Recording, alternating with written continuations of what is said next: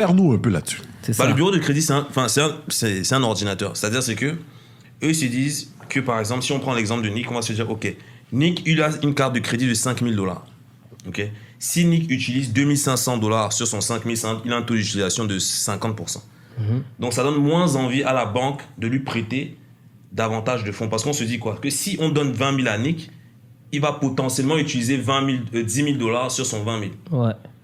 Okay? Alors que si Nick se dit, OK, j'ai 5 000 $ de carte de crédit, j'utilise que 500, qui est 10%.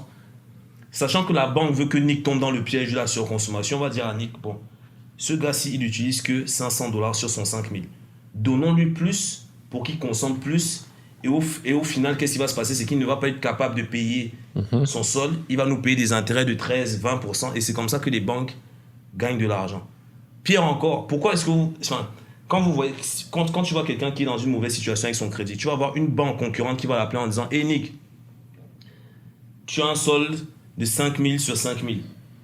Viens chez nous, on te met un taux d'intérêt moins élevé, on double ta capacité. » Parce qu'ils savent que Nick va utiliser 10 000 sur 10 000 sur sa carte de crédit.